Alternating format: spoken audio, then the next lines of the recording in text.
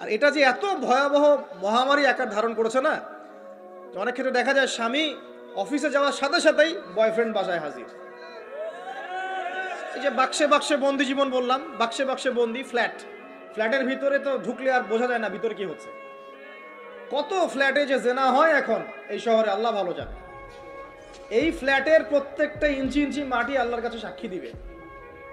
যেখানে যে মাটিতে বসে অবিবাহিত যুবক যুবতী জেনা করেছে আর বিবাহিত যুবক যুবতীরা এবং এই স্বামী স্ত্রী জেনা করেছে, এর ইঞ্চি ইঞ্চি মাটি আল্লাহর কাছে কথা বলবে। এর ইঞ্চি ইঞ্চি মাটি আল্লাহর সামনে কথা বলবে। ইযা যুলজিলাতিল আরদু জিলজালাহা ওয়া আখরাজাতিল আরদু আথকালাহা ওয়া ক্বালা লিল ইনসানু মা লাহা ইয়াওমাইযিন তুহাদ্দিসু আখবারাহা। সেদিন তুহাদ্দিসু আখবারাহা, জমিন তার খবর বলবে আল্লাহর কাছে। জমিনের কোথায় কোন পাপ হয়েছে সব বলে দিবে। এই জমিনে এখানে দাঁড়িয়ে জেনা করেছে, ওইখানে দাঁড়িয়ে মদ খেয়েছে, ওইখানে কাউকে খুন করেছে, জমিন বলে দিবে। একটা কথা এখানে মাঝখানে বলে দেই, যারা অবিবাহিত যুবক যুবতী আছো, এই লেকচার তোমরা যারা শুনছো, তোমাদের মধ্যে কেউ যদি জেনা করে থাকো, অবিবাহিত, তোমাদের কাঁধের মধ্যে এখন 100 বেত্রাঘাতের শাস্তি ঝুলে আছে। সূরা নূরের 1 থেকে 3 নম্বর আয়াত পড়ে দেখবে, অবিবাহিত যুবক যুবতী যদি জেনা করে তাদের শাস্তি হচ্ছে 100 বেত্রাঘাত, তাও জনসমক্ষে, এবং এক বছরের জন্য নির্বাসন। এই বিধানগুলো যদি পৃথিবীর কোনো দেশেও না থাকে, আসমানে আছে। মরার সাথে সাথেই এই বিধান কার্যকর হবে ইনশাআল্লাহ। বুদ্ধি কি? একটাই উপায় আছে। এই লেকচার কেন চলে গেছে? অনতি বিলম্বে ওযু করবে, ওযু করে খালেস ভাবে রাতের শেষ রাতে জায়নামাজ বিছাবে, জায়নামাজ বিছিয়ে আল্লাহর সামনে দাঁড়িয়ে 2 রাকাত নামাজ পড়বে, পড়ে নিজের পাপের কথা স্মরণ করে চোখে দপ্তর করে পানি ফেলে দিবে, আল্লাহকে সিজদা গিয়ে বলবে, আল্লাহ আমি জিনা করেছি, আল্লাহ আমার এই পাপের কথা কেউ জানে না, তুমি জানো, মাফ করে দাও। এই মাফ নেওয়ার পরে আবার ওই যার সাথে করেছেন ওর সাথে আবার লিংক আপ করার চেষ্টা করবেন। আসো আমরা জিনা করেছিলাম, আসো বিয়ে করে নিই, এটা সলিউশন না। জিনা করেছেন, আগে তওবা করে ফিরে আসতে হবে, তারপরে পুরো জীবন ইসলামিক লাইফ লিড করতে হবে। আল্লাহ যদি দেখেন যে হ্যাঁ আপনি ঠিকঠাক তওবা করে আল্লাহর কথা চলছেন, আল্লাহ তখন আপনাকে দেখে এই এই এই একমাত্র রাস্তা যুবকদের জন্য এবং যুবতীদের জন্যও। যুবকরা না হলে পার পেয়ে যেতে পারে, কারণ একটা কথা সমাজে প্রচলিত আছে না, যে ছেলে মানুষের ইজ্জত তো সহজে যায় না, গোপন হয়ে গেছে, কেউ জানে না, আল্লাহ মাফ করে দিয়েছেন, সে হয়তো পার পেয়ে গেল। কিন্তু এই যে মেয়ে, তুমি যে 8-10টা ছেলের সাথে জেনা করেছো, তোমার ইজ্জতের কি হবে? তোমার যে সতীত্ব তুমি নষ্ট করেছো, তুমি তো বিয়ের পর কোনো ঘরে গেলে সে হাজবেন্ডও বুঝতে পারবে তুমি আর সতী সাথী নও। তখন তোমার কি হবে? এটা গেল স্বেচ্ছায় জেনা। আর যদি আপনি ধর্ষণ করে থাকেন কাউকে, তাহলে তার হক তাকে ফেরত দিতে হবে। কিভাবে দিবেন সেটা আপনার বিষয়। আল্লাহর কাছে ক্ষমা চান, ইস্তেগফার করেন। জেনার ফলশ্রুতিতে সমাজে মহামারী নেমে আসে। জেনা, পরকীয়া, অশ্লীলতার কারণে সমাজে এমন সব রোগ ব্যাধি উদ্ভব হয় যেগুলো কখনো ছিল না। এই শহরটা জেনার শহর, আমাদের এই ঢাকা শহর জেনার শহর। আপনাকে এটা বোঝার জন্য আমার লেকচার না শুনে আপনি পেপার পত্রিকা ঘাটেন, অনলাইন সার্চ করেন, দেখবেন এই শহরে আনাচে কানাচে জেনা হয়, ওপেন জেনা হয়, মানুষ এটাকে হালাল করে দেয়। এই শহরের যুবক যুবতী যারা একে অপরের সাথে বয়ফ্রেন্ড গার্লফ্রেন্ড কালচারে লিপ্ত আছে, এটাকে তারা হালাল মনে করে, কেউ হারামও মনে করে না। কত বড় সাহস দেখায়। আর রাস্তা দিয়ে আমরা হেঁটে গেল, বয়ফ্রেন্ড গার্লফ্রেন্ড এসে আমাদেরকে সালাম দেয়, হুজুর আমাদের জন্য একটু দোয়া করে।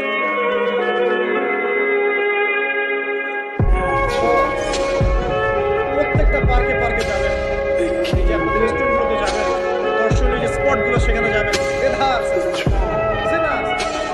আমি এই যুগের কথাই বলছি। নবী সাল্লাল্লাহু আলাইহি ওয়াসাল্লাম বলছেন, আমাদের নবী বলছেন, আমার উম্মতের একটা অংশ, সবাই না, আমার উম্মতের একটা অংশ অবশ্যই জেনাকে হালাল করে নেবে, অবশ্যই মদকে হালাল করে নেবে, মদ পান করবে কিন্তু মদের নাম অন্য দিবে, এবং তারা গান বাজনা, বাদ্যযন্ত্র, নর্তকীদেরকে হালাল মনে করে নেবে। নবী সাল্লাল্লাহু আলাইহি ওয়াসাল্লাম বলেছেন, যখন সমাজে এরকম পাপ বাড়ে, তখন সমাজে এমন সব রোগ ব্যাধি আসে যা আগে কখনো ছিল না। এবং এদের ব্যাপারে নবী বলেছেন, একদিন সকালবেলা আল্লাহ পাক এদেরকে বানর এবং শুয়োর বানিয়ে দিবেন। কিয়ামতের আগে এই ঘটনাও ঘটবে, বিকৃত হবে, ভূমিধস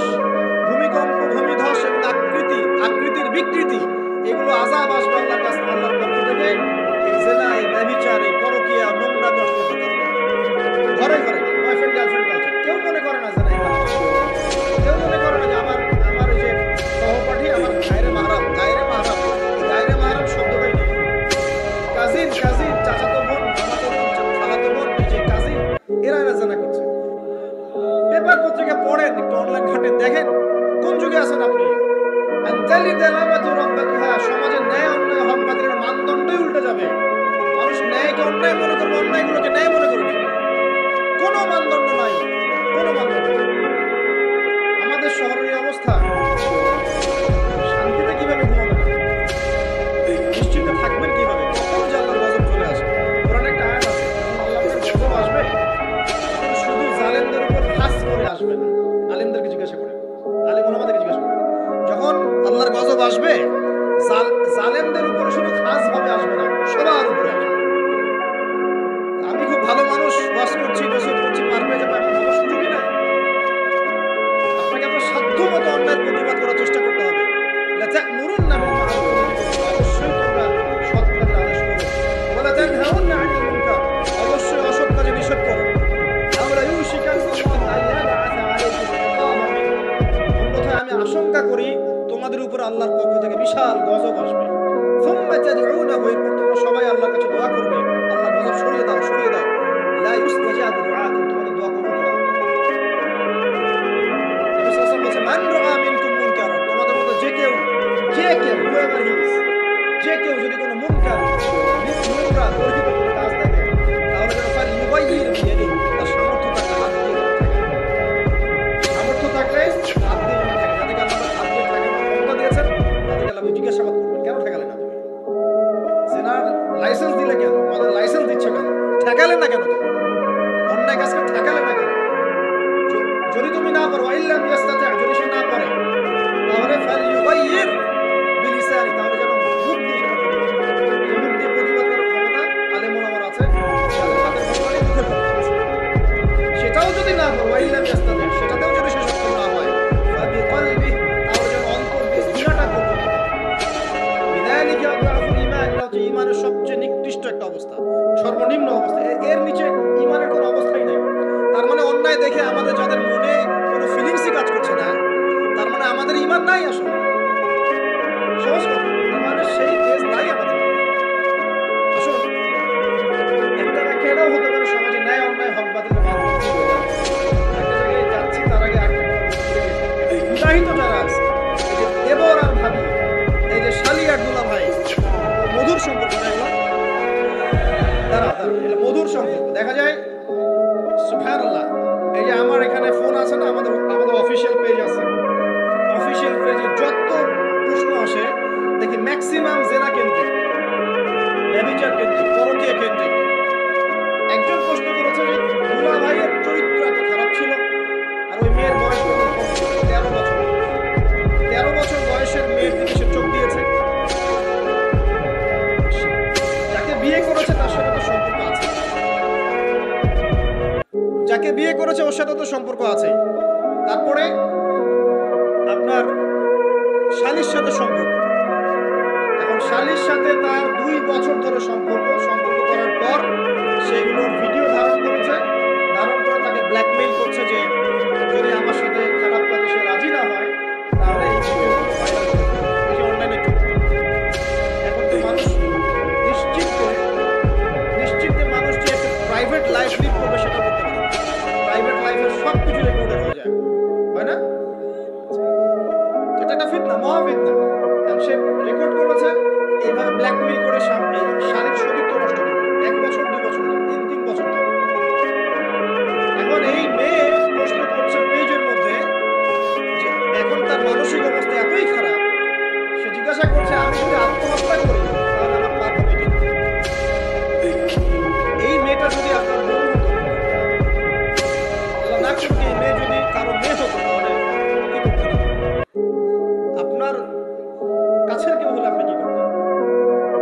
এখানে ওই শাস্তিটা না বলে সামনে যেতে পারছি না।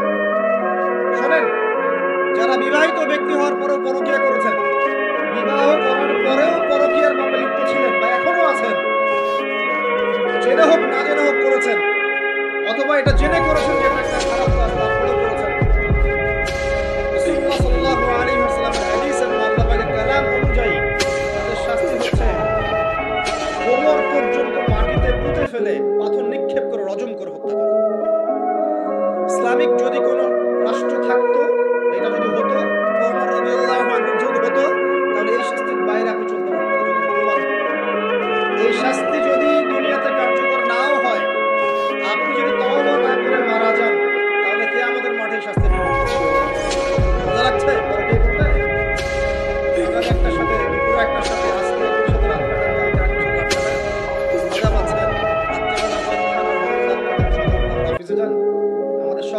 কালচার কোত্থেকে আসলো? এই শহরকে পবিত্র করবে কে এবং এই শহরের আসল রূপগুলো স্পষ্ট করবে কারা? খুব মজা পাচ্ছেন এগুলোতে? সুবহানাল্লাহ। একটা বিষয় বুঝাই, ইসলামে কেসাস আছে, কেসাস। মনে করেন আমাকে কেউ হত্যা করেছে, আপনি তাকে হত্যা করতে পারেন।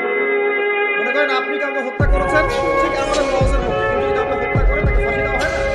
এরকমই কেউ যদি কাউকে হত্যা করে, ইসলামের বিধানে কেসাস করা মানে হাতের বদলে হাত, চোখের বদলে চোখ, কানের বদলে কান, নাকের বদলে নাক, জানের বদলে জান, যদি প্রমাণ হয়। কিন্তু এখানেও হত্যাকারীর বাঁচার সুযোগ আছে। কিরকম? মনে করেন আপনি আমার পরিবারের কাউকে হত্যা করেছেন, আল্লাহ না করুক। এখন আপনি এসে আমাকে ক্ষমা চাচ্ছেন যে আমার ভুল হয়ে গেছে, আমি মুক্তিপণ রক্তপণ দিব, আমাকে মাফ করে দেন। এখন আমাদের পরিবারে কি আপনাকে বলবো ঠিক আছে আপনাকে মাফ করে দিলাম, আপনার কেসাস করার দরকার নেই, রক্তপণ দিয়ে দেন, তাহলে আপনি বুঝতে পারছেন? একটা হচ্ছে মুক্তার। মনে করেন যে ইসলামের কিছু বিষয় অস্বীকার করেছে, তাকে জেলখানায় বন্দী করে রাখা হবে, সুযোগ দেওয়া হবে যে আপনি কি এগুলো জেনে শুনে বলেছেন নাকি এর উপর অটল থাকবেন না ফিরে আসবেন। সে যদি বলে না আমি তওবা করলাম, আমি এগুলো থেকে ফিরে আসলাম, ও বেঁচে থাকার অধিকার পেয়ে গেল। কিন্তু বিবাহিত ব্যক্তি যারা ব্যভিচার করেছে, বিবাহিত ছেলে বা মেয়ে ব্যভিচার করেছে, তওবা করে যদি ফিরেও আসে, রজমের শাস্তি থেকে বাঁচার কোনো সুযোগ নেই। বুঝতে পারছেন? একজন মহিলার কথা বলে তাহলে দেখি। এটা একজন মহিলা সাহাবীর ক্ষেত্রে হয়েছে, একজন পুরুষ সাহাবীর ক্ষেত্রে হয়েছে। আচ্ছা, পুরুষ সাহাবীর কথা বাদ দিয়ে মহিলা সাহাবীর কথা না বলি। মহিলা সাহাবী এসেছেন, এসে নবীজিকে বলছেন ইয়া রাসূলুল্লাহ তাহিরনি, আমাকে পবিত্র করুন, আমি একটা অন্যায় করেছি, আমি বিশাল একটা অন্যায় করেছি। নবী সাল্লাল্লাহু আলাইহি ওয়াসাল্লাম বলছেন কি করেছেন? তখন সে বলছে আমি জিনা করেছি। নবী সাল্লাল্লাহু আলাইহি ওয়াসাল্লাম বলছেন বাসায় যাও, বাসায় গিয়ে আল্লাহর কাছে তওবা করো, আল্লাহ পাক মাফ করে দেবেন। নবীজি এটাকে হাইড করতে চাচ্ছেন, কারণ কি যখন আপনি কেস আদালতে নিয়ে যাবেন তখন তো উপায় নাই, আল্লাহকে তো বিচার করতে হবে। তুমি বাসায় ফিরে যাও, তওবা করো, আল্লাহ মাফ করে দেবেন। সে মহিলা নাছোড়বান্দা, না আমার বিচার করে দেন, আমার বিচার করে দেন, পরকালে আমি শাস্তি পেতে চাই না, দুনিয়াতে আমার বিচার করে দেন। নবী সাল্লাল্লাহু আলাইহি ওয়াসাল্লাম বলছেন তুমি কি গর্ভবতী হয়েছো? হ্যাঁ, জিনার কারণে আমি গর্ভবতী হয়ে গেছি। এরকম হচ্ছে না এখন? যে অ্যাবর্শন করছে না, যে ক্লিনিকে গিয়ে এটা ট্রেন্ড হয়ে গেছে, হয়ে যাবে, সমস্যা নেই। কি এমন হয়েছে? আমার কি ক্যারিয়ার নষ্ট হয়ে গেছে? ফ্যামিনিস্ট নোংরামি করে গেল। তারপরে এই মেয়ে বলছে হ্যাঁ আমি গর্ভবতী হয়েছি, বাসায় ফিরে যাও, সন্তান যখন খালাস হবে তারপরে